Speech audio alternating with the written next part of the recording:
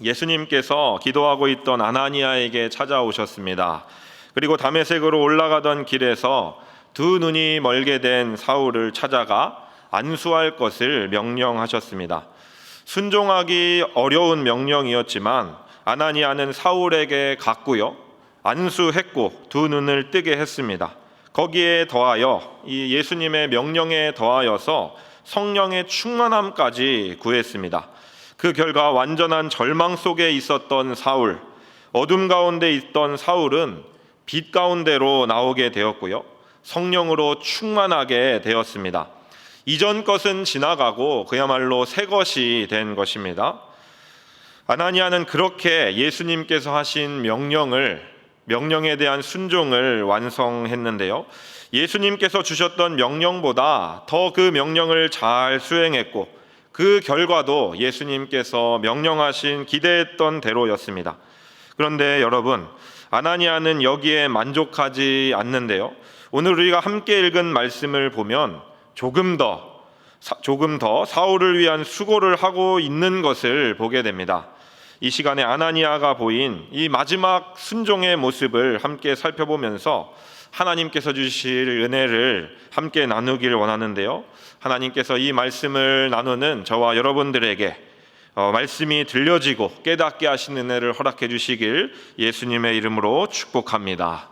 어떤 가정에 새로운 생명이 태어나는 것은 그야말로 큰 기쁨입니다. 생명이 만들어지고 그 생명이 태중에서 자라고 이제 세상에 존재를 드러내는 첫 울음소리를 이렇게 터뜨릴 때 그 자체만으로 너무 좋고 감격스럽습니다. 그런데 여러분, 아기를 낳는 것뿐만 아니라 낳는 것만큼이나 중요한 일, 어쩌면 더 중요한 일이 있지 않습니까? 그것은 태어난 아기를 양육하는 일입니다.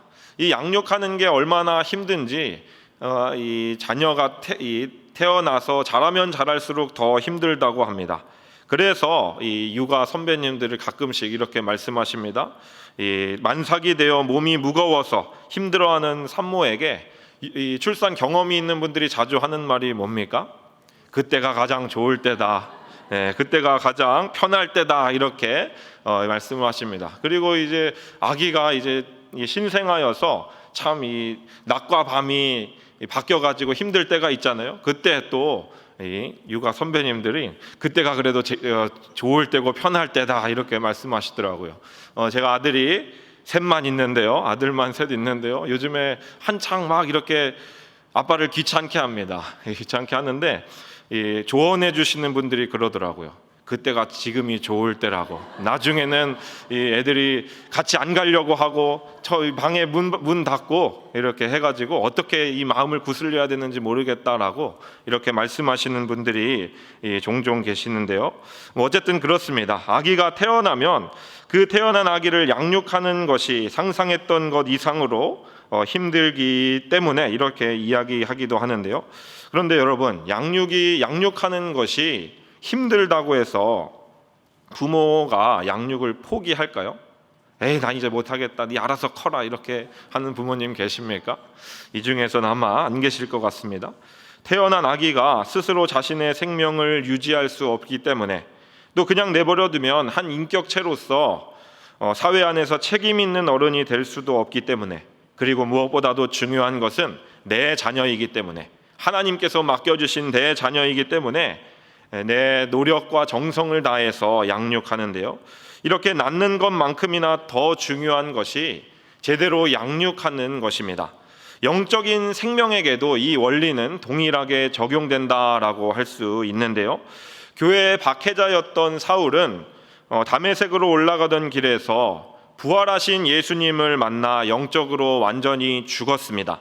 두 눈이 멀어서 3일 동안 이렇게 있었던 것은 그의 옛사람이 죽었다는 것을 확실하게 보여주는 상징적인 표현입니다. 3일 후에 아나니아가 와서 사울에게 안수함으로 그 두 눈이 다시 열렸습니다. 성령 충만이라는 선물도 받았습니다. 이것은 영적으로 다시 태어난 것인 거듭남을 의미합니다. 그리스도 예수 안에서 새로운 생명이 태어나서 사울이 이제 영적인 신생아가 된 것입니다. 성도 여러분, 사울은 이미 유명한 사람이었습니다. 사회적으로나 학문적으로나 종교적으로 손색이 없는 사람이었습니다. 잘 나가는 사람이었습니다. 젊은 나이에 거의 모든 영역에서 두각을 나타낸 사람인데, 그런 그가 영적으로 새롭게 거듭나게 되었습니다. 그래서 지금 그의 상태는 영적으로 봤을 때는 신생아라고 할 수가 있습니다.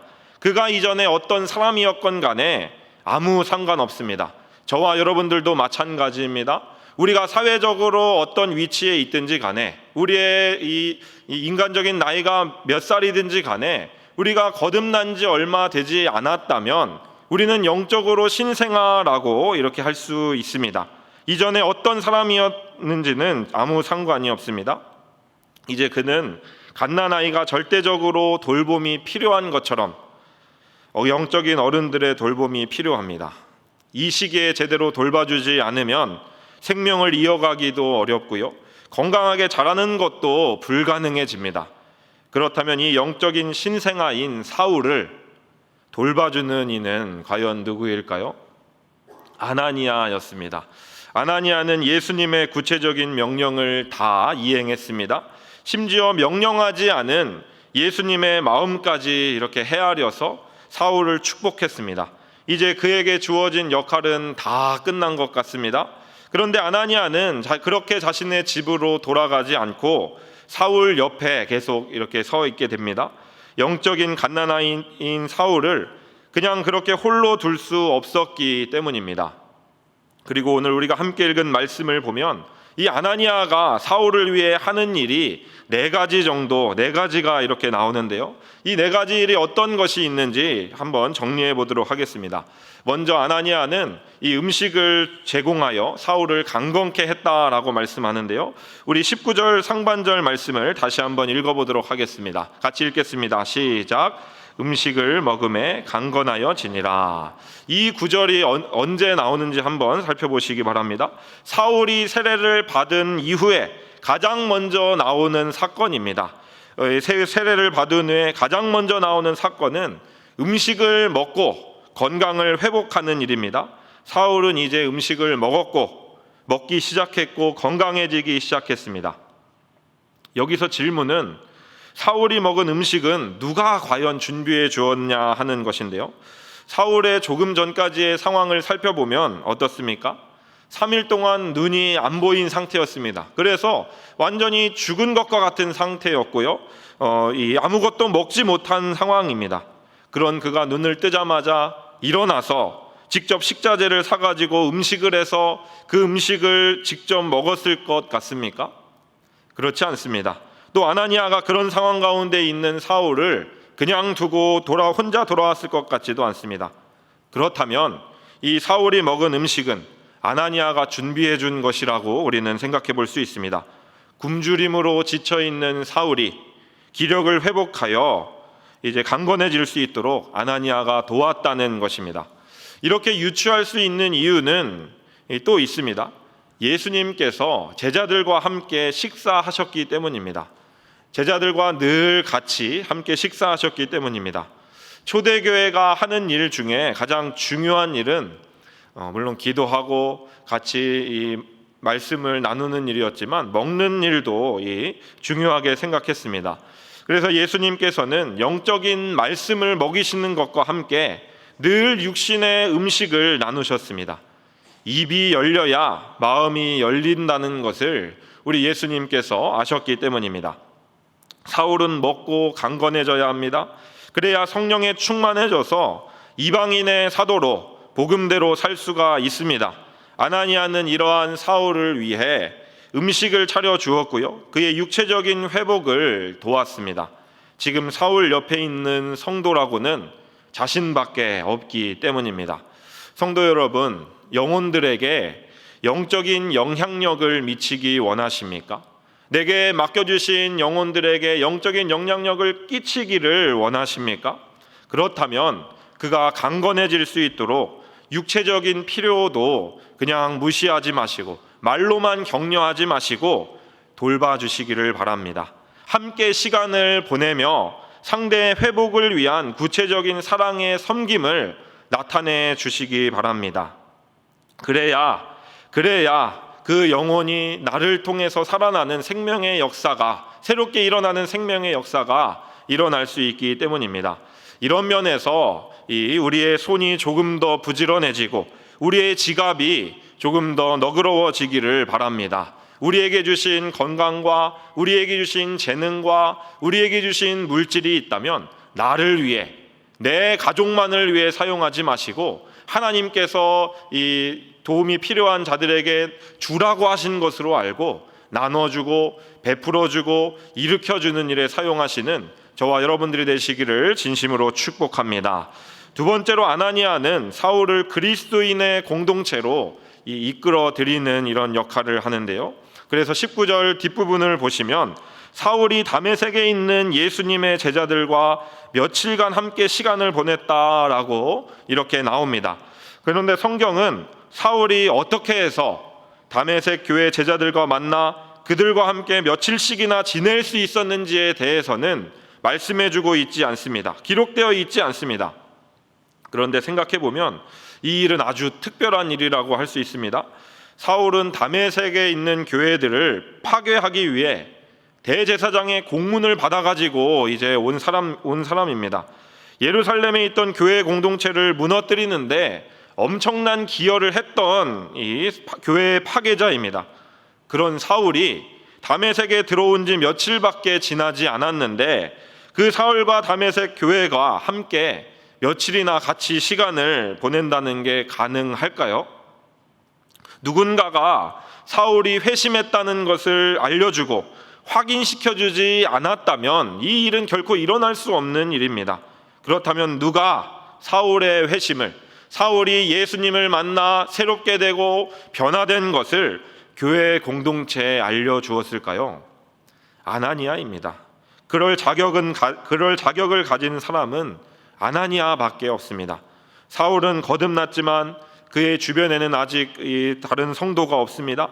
함께 예배를 드릴 성도도 없고 믿음의 형제도 없고 예배를 드리러 갈 수 있는 교회도 없는 상황입니다. 회심하기 전에 저질렀던 악한 일들 때문에 쉽게 교회를 찾을 수도 없었을 것입니다. 사울에게도 양심이라는 것이 있었기 때문에 자신이 그렇게 박해했던 교회에 그냥 찾아가서 내가 변화됐으니 나를 좀 받아주세요 라고 이렇게 말할 수도 없었을 것입니다. 그때 아나니아가 찾아왔습니다. 아나니아는 부활하신 예수님께서 사울을 어떻게 여기시는지 이미 알고 있었습니다. 그리고 직접 사울에게 세례도 베풀었습니다. 이 아나니아는 다메섹에 있는 제자 공동체를 찾아갑니다. 그리고 그들에게 사울의 신앙에 대해, 사울의 회심에 대해 이야기해주고 사울을 데려다가 다메섹 제자 공동체와 교제를 나눌 수 있도록 연결해주는 그런 역할을 감당했습니다. 성도 여러분, 어린 신자들은 절대 혼자서 잘할 수 없습니다. 그냥 교회당으로 인도하면 나머지는 너 알아서 하면 된다라고 이렇게 했을 때 이 신앙이 아직 어린 분들은 그렇게 할 수가 없습니다. 그래서 그의 신앙을 알고 그를 도울 수 있으며 그를 잘 끌어줄 수 있는 신앙 공동체가 어떤 곳이며 또 어떤 이들이 이 새로운 영혼과 함께 해야 할 이들인지 이것을 먼저 알고 있는 믿음의 선배가 필요합니다. 이 자리에 참여한 여러분들이, 저와 여러분들이 그 믿음의 선배인 아나니아가 되어주시기를 예수님의 이름으로 부탁을 드립니다. 어린 영혼과 성숙한 공동체를 연결시켜주는 가교가 되어주시기를 바랍니다. 간혹 가다가 제가 이제 듣기도 했고요. 또 새로운 영혼들이 새신자가 왔을 때 가장 힘든 것 중에 하나가 구역에 소속시켜주고 구역에 연결시켜주는 것이거든요. 그래서 구역장님들에게 부탁을 말씀을 드리고 요청을 할 때가 있습니다. 대부분의 경우에는 새로운 또 구역원들 보내주셔서 감사해요라고 하면서 저희가 잘 챙기겠습니다라고 이렇게 하고 실제적으로도 잘 챙기시는데 물론 상황과 형편이 따라주지 않아서 그런 경우도 있는 것 같습니다. 간혹 가다가 어떤 이 구역에서는 저희 자리 없어요.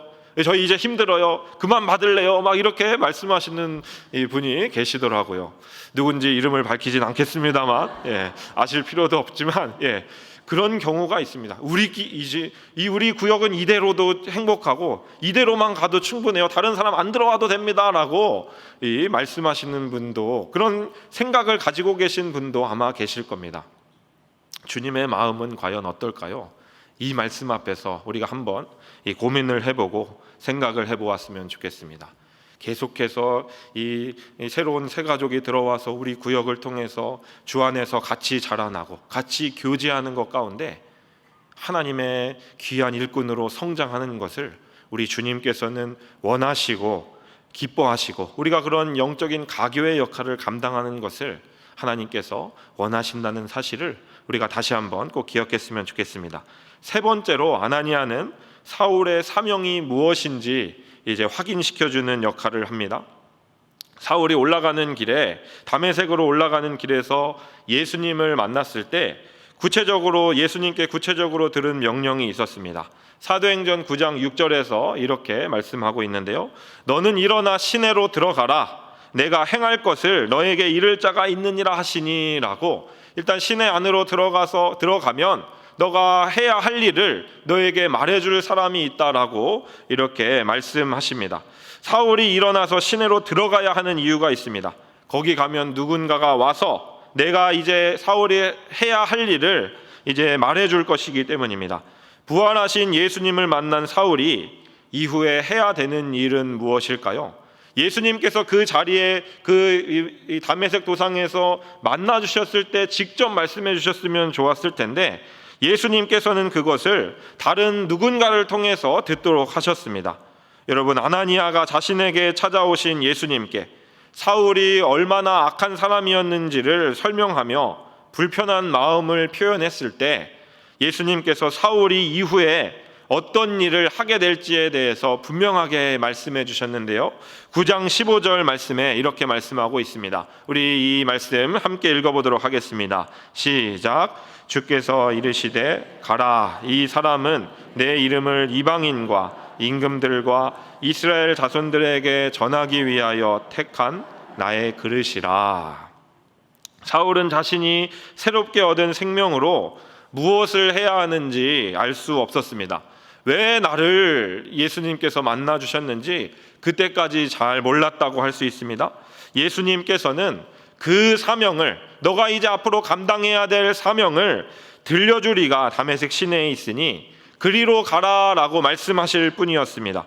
그 후에 예수님께서는 아나니아에게 찾아오셔서 사울의 사명이 무엇인지 알려주셨습니다. 그렇다면 이 사울의 사명을 이제 사울에게 가서 들려주는 사람은 누구일까요? 아나니아입니다. 성도 여러분, 이 말씀을 통해서 우리가 또 생각해 볼 수 있는 것은 무엇입니까?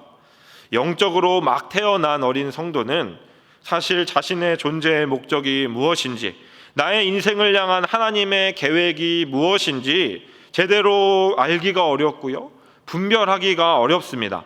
막연하게 주님을 위해 살자, 성령의 인도하심을 받자, 말씀대로 살자, 이렇게 생각할 수는 있습니다. 그러나 그런 막연함을 가지고 세상을 성도로 살아낼 수는 없습니다. 세상은 여전히 너무나 강력하고, 이제 막 신앙생활을 시작한 어린 신자는 그 세상을 이길 성경적 세계관이나 분별력을 갖고 있지 못하기 때문입니다. 그때 그 사명에 대해 들려줄 믿음의 선배가 필요합니다. 성도 여러분, 이것을 위해서 우리는 알아야 되고요, 배워야 되고요, 훈련받아야 되고요, 준비되어야 합니다. 이것이 우리가 계속해서 배움의 끈을 놓지 않고 주님 하나님을 알아가는 것을 내버려 두지 않고 계속해서 배워야 하는 이유가 바로 여기에 있습니다. 새신자에게 맛있는 것을 대접하고 친절하게 대해주는 것은 너무나 귀하고 좋은 일입니다. 그러나 우리는 그 영혼이 어떻게 살아야 하는지에 대해 성경적 관점을 들려주고 말해주고 가르쳐줘야 하는 존재입니다. 우리의 자녀들에게도 마찬가지이지 않습니까? 그래서 요즘에 이 젊은 엄마들도 이 아기를 낳기 전이나 키워야 될 때 많이 여기저기 물어보고 먼저 배우더라고요. 잘 가르치기 위해서 그렇게 하지 않습니까? 영적으로도 마찬가지입니다. 이제 예수님을 먼저 믿고 구원받은 우리는 나만 신앙생활 똑바로 하고 나만 잘하면 되는 것이 아니라 다른 어린 영혼들이, 내가 만나는 어린 영혼들이 성숙되고 잘 자랄 수 있도록 하기 위해서, 그런 영적인 조언들도 이렇게 해주고 같이 힘쓰기 위해서 내가 계속해서 배우고 주님의 말씀 안에 거하고 주님의 말씀을 깨닫기 위해서 큐티하고 몸부림쳐야 되는 이유가 여기에 있습니다. 여러분, 우리 주님께서는 나중에 성장한 사도 바울을 통해서 영적인 아들인 디모데에게 너는 배우고 확신한 일에 거하라 라고 이렇게 말씀을 하시는데요, 배우라, 확신하라, 거하라 라고 명령을 하시고 부탁을 하십니다. 왜 배워야 합니까? 배워야 내가 예수님 안에 계속해서 거할 수 있고요, 확신해야 내가 확신한 것을 가지고 다른 영혼들에게 가르쳐 줄 수 있고 또 전달할 수 있고 나도 계속해서 확신해 나갈 수 있기 때문입니다. 사랑하는 성도 여러분, 여러분들 얼마나 주님의 말씀을 계속해서 알아가고 배워가는 일에 힘쓰고 계십니까? 영적으로 더 단단해지는 훈련을 받는 일에 얼마나 힘써 나가고 계십니까? 우리 주님께서는, 우리 하나님께서는 우리가 계속해서 자라가기를 원하십니다. 그냥 나만 이 내 한 몸 건사하기에만 바쁜 자로 그렇게 그냥 성장해 나가는 것을 원하시는 것이 아니라 나 역시 이제 선한 영향력을 끼치는 사람으로, 그러한 하나님의 자녀로, 성도로 자라가기를 원하시고 우리에게 그것을 기대하고 계십니다. 이 하나님의 명령과 이 하나님의 소원을 우리가 깊이 깨달아서 삶이 어떤 상황에 닥치든지 간에 매일의 삶 가운데 더욱더 주님을 알아가고 더욱더 주님을 깊이 만나기 위해 최선을 다해서 몸부림치시는 저와 여러분들이 되시기를 진심으로 축복합니다. 우리가 잘 가르쳐주지 않으면 영적으로 성장하는 길이 너무 많이 돌고 도는 길이 될 수 있기 때문에 우리 모든 성도님들께서 이 여정의 안내자가 되어주시기를 진심으로 바랍니다. 마지막 네 번째입니다. 아나니아는 이 생명이 위태한 사울의 도피를 도와주는 역할을 하는데요, 오늘 우리가 함께 읽지는 않았지만 이 본문의 바로 뒷부분인 23절부터 25절은 우리에게 이렇게 말씀하고 있습니다. 우리 23절부터 25절 말씀 같이 읽도록 하겠습니다. 시작. 지남에 유대인들이 사울 죽이기를 공모하더니 그 계교가 사울에게 알려지니라. 그들이 그를 죽이려고 밤낮으로 성문까지 지키거늘 그의 제자들이 밤에 사울을 광주리에 담아 성벽에서 달아 내리니라. 예수님을 믿게 된 사울은 예수님을 전하고 싶어서 견딜 수 없었습니다. 그래서 그는 다메섹 회당에 가서 예수님께서 그리스도시다라는 것을 공개적으로 증거하기 시작했습니다.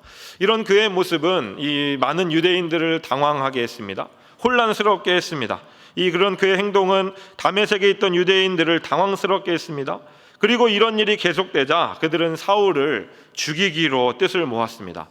사울 갑자기 왜 저러지? 쟤 좀 뭐 잘못됐나? 이렇게 의심을 하다가 계속 걸기적거리고 계속해서 자신들이 생각하는 바와 반대되는 것을 제수가 그리스도다라고 이렇게 이야기하자 이제 쟤도 전염됐나 보다, 쟤도 이제 미쳤나 보다라고 생각하면서 제가 제일 미친 사람 같으니까 쟤를 이제 죽여야겠다라고 뜻을 이제 모으게 됩니다.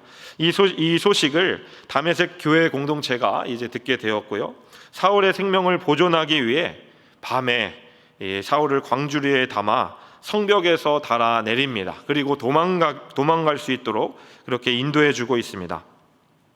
초대교회 전승에 따르면 이 사울을 광주리에 담아서 도망가는 것을 계획하고 그것을 실제적으로 진행한 사람도 아나니아였다라고 이렇게 말하고 있습니다.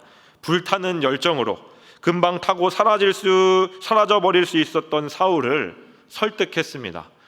예수님을 처음 만났을 때 너무나 감격스럽잖아요. 그리고 주님을 위해 내가 죽겠다, 주님의 말씀을 전하기 위해 내가 죽겠다라고 이 사명감에 불타있던 사울에게, 당신에게 하나님께서 주신 사명은 이러이러하다, 당신은 이방인들에게 또 왕 앞에서 복음을 전해야 되는 하나님께서 택하신 그릇입니다, 지금 여기서 이렇게 하면 안 됩니다 라고 설득하고, 또한 구체적으로 사울의 도주 방법을 생각하고 동료들과 함께 사울을 탈주시켜서 사울로 더 잘 준비될 수 있는 시간을 만들어 준 사람, 이 사람이 바로 아나니아라고 할 수 있습니다. 성도 여러분, 아나니아는 이렇게 사울이 영적으로 자립할 수 있도록 도왔습니다. 하나하나 생각해 보면 결코 쉽지 않은 일입니다. 큰 손해를 볼 수도 있고요, 자신의 신변도 위험해질 수 있는 그런 일입니다.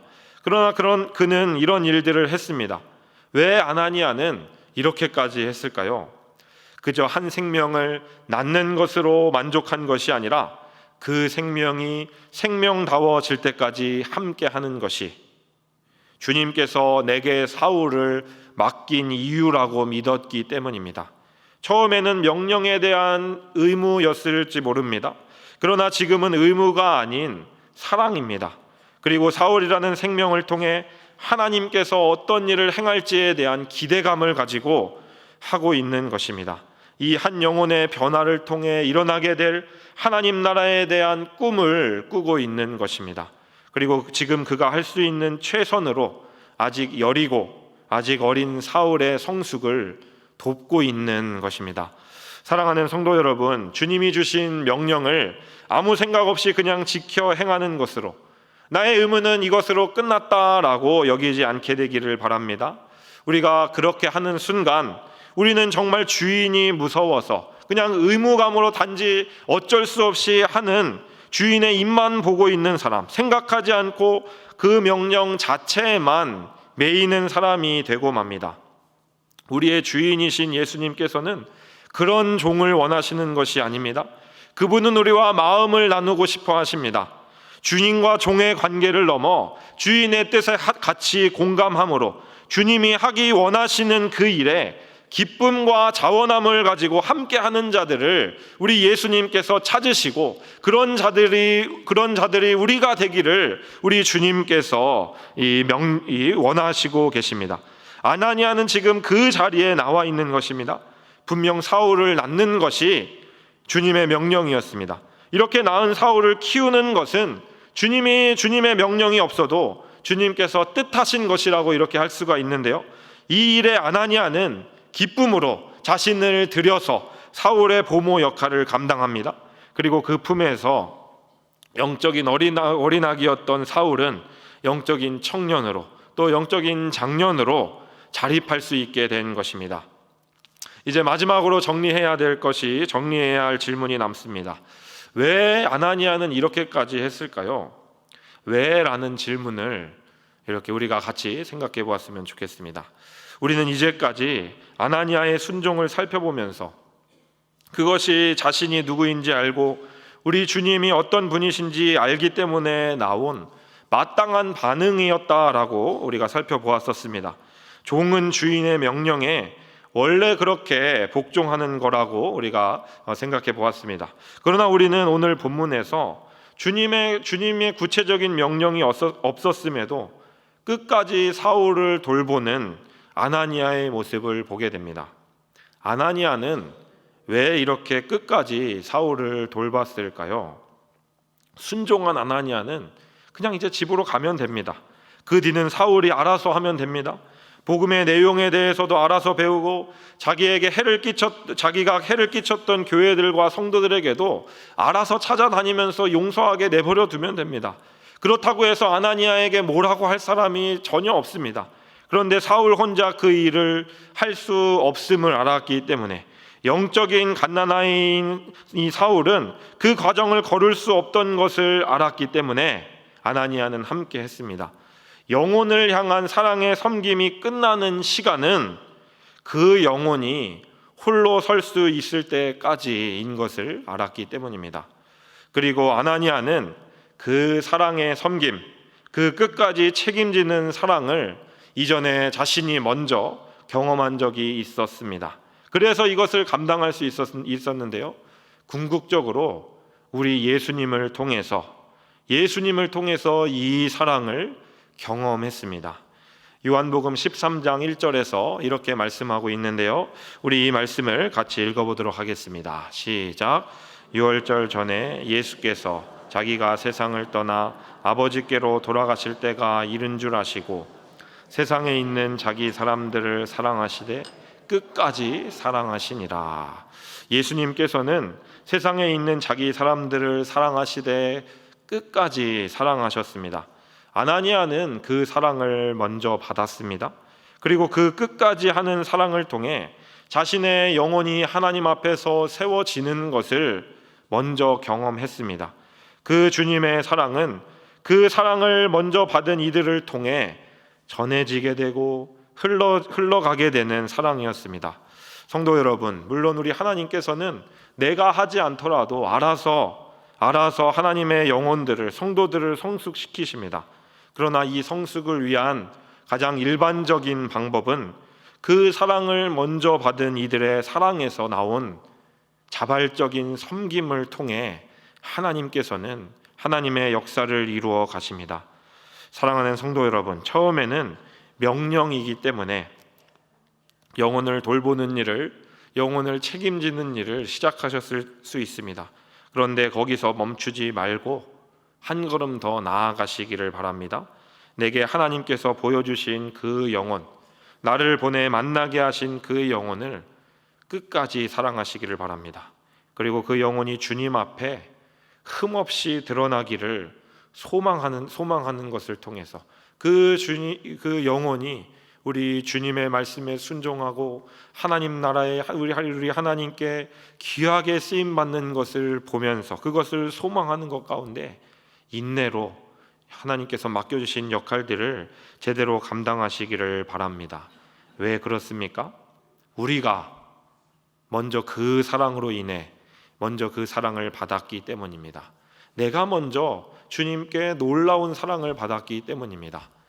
하나님의 은혜로 이 쓸데없는 자 왜 구속하여 주는지 난 알 수 없도다. 왜 내게 성령 주셔서 내 마음을 감동해 주 예수 믿게 하는지 난 알 수 없도다. 나를 구원해 주신 이유는 무엇입니까?